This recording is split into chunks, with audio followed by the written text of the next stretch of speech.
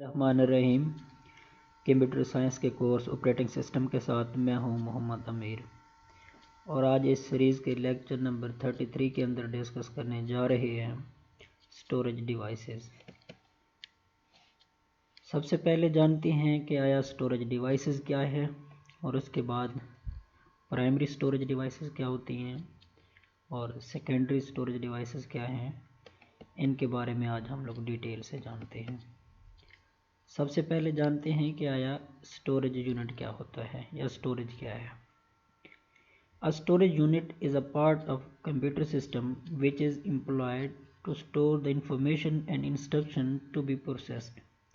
Basically एक ऐसा computer science का या कंप्यूटर सिस्टम का एक ऐसा पार्ट या यूनिट जिसके अंदर इंफॉर्मेशन और हिदायत को जो है वो स्टोर किया जाता है ताकि वो उनकी प्रोसेसिंग हो सके। A storage device is an integral part of the computer hardware which store information or data to process the result of any computational work। Storage devices basically computer का एक ऐसा अहम या इम्पोर्टेंट हार्डवेयर पार्ट है जिसके अंदर information और data को कंप्यूटेशनल वर्क और एग्जीक्यूशन के लिए जो है उसको स्टोर किया जाता है। Without a storage device, a computer would not be able to run or even boot up। जो स्टोरेज डिवाइसेस के बगैर कोई भी प्रोसेस मुकम्मल भी नहीं हो सकता और ना ही आपका सिस्टम जो है वो स्टार्ट हो सकता है। Or in other words, we can say that a storage device is a hardware that is used for storing, porting or extracting data files।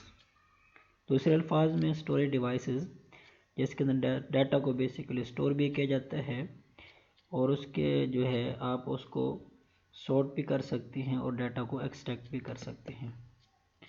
It can also store information और data both temporarily and permanently. तो information को या data को permanently या temporarily store किया जा सकता है। अब बेसिकली हम जानते हैं कि आया प्राइमरी स्टोरेज डिवाइसेस कौन सी होती हैं। It is also known as internal memory and main memory. Internal memory या मेन मेमोरी को प्राइमरी स्टोरेज डिवाइसेस भी कहते हैं। This is a section of the CPU that holds program instructions, input data and intermediate results.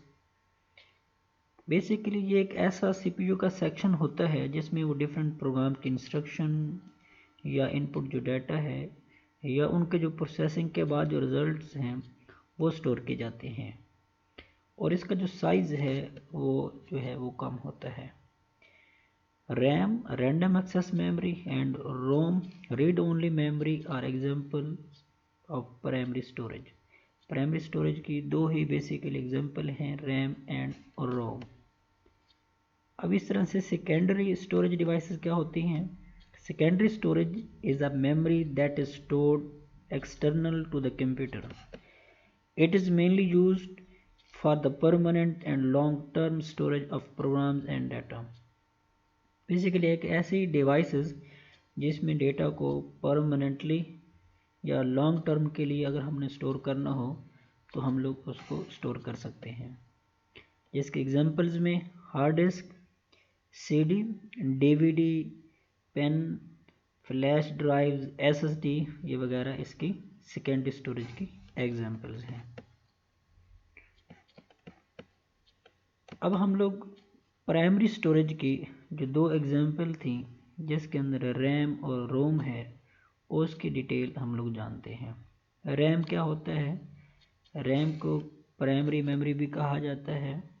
It is a very fast solid state storage medium that is directly accessible by the CPU. इस memory के अंदर आर्जी तौर पर वो data या instruction जो store होती हैं प्रोसेसिंग के लिए सीपीयू उसको डायरेक्टली एक्सेस कर सकता है। एनी ओपन प्रोग्राम और file on a computer are temporarily stored in RAM with list being used। तो जो भी प्रोग्राम उस टाइम यूज़ कर रहे होते हैं उसकी जो इंस्ट्रक्शंस होती हैं वो हिदायत होती हैं बिफोर एंड आफ्टर प्रोसेसिंग वो रैम के अंदर स्टोर होती हैं। Being volatile, any data stored in RAM will be lost when power is removed.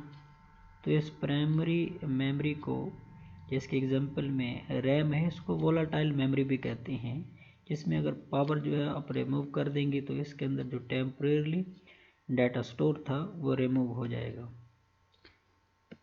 अब ये इसकी एप्लीकेशन जो है वो क्या है? The fast and directly accessible temporarily memory needed bye a computer. Computer के लिए जो डायरेक्टली एक्सेसिबल और टेम्परेरली जो मेमोरी है उसकी ज़रूरत होती है, जो कि उसके रैम में उसके बेस्ट एप्लीकेशन है। अब इसके रैम के बेनिफिट्स क्या हैं, क्यों यूज़ करते हैं? Directly accessible to the CPU, making processing data faster. CPU directly RAM से डाटा को एक्सेस कर सकता है, तो जिससे डाटा की जो स्पीड है या प्रोसेसिंग है वो फास्ट हो जाती है। Fast solid state storage, making processing data faster. अब इसके कुछ ड्रॉबैक्स भी हैं रैम के। रिलेटिवली एक्सपेंसिव मेमोरी, काफ़ी महंगी मेमोरी है। Volatile, any data stored in RAM is lost when power is removed. जब भी डाटा आप इसके अंदर स्टोर करेंगे और जो पावर आप रिमूव कर देंगे, डाटा लॉस हो जाएगा। अब इसके जो फर्दर टाइप्स हैं, जिसमें एक स्टैटिक है और एक डायनामिक है। स्टैटिक रैम को एस रैम भी कहते हैं। Data on static RAM does not require refreshing. इस रैम के अंदर जो डाटा या कंटेंट्स होंगे उसको जो मेंटेन करने के लिए अगेन एंड अगेन रिफ्रेशिंग करने की ज़रूरत नहीं होती। However the technology is bulkier, meaning less memory पर चिप। लेकिन इसके अंदर जो मेमोरी है उसके अंदर जो डाटा है वो कम मिकदार में स्टोर हो सकता है। More expensive than D RAM, dynamic RAM से ज़्यादा एक्सपेंसिव है। Much faster than D RAM, D RAM से ज़्यादा तेज़ या फास्टर है। कंज्यूम्स लेस पावर, ये जो है इलेक्ट्रिसिटी की जो पावर है वो भी कम कंज्यूम करती है। Commonly used in cache memory, और इसका ज़्यादा इस्तेमाल कैश मेमोरी जो कि रजिस्टर मेमोरी के लिए इस्तेमाल करते हैं उसके लिए इसका इस्तेमाल किया जाता है। सेकंड जो है वो है dynamic. The most common type of RAM is in use. Dynamic जो है वो भी ज़्यादा इस्तेमाल की जाती है।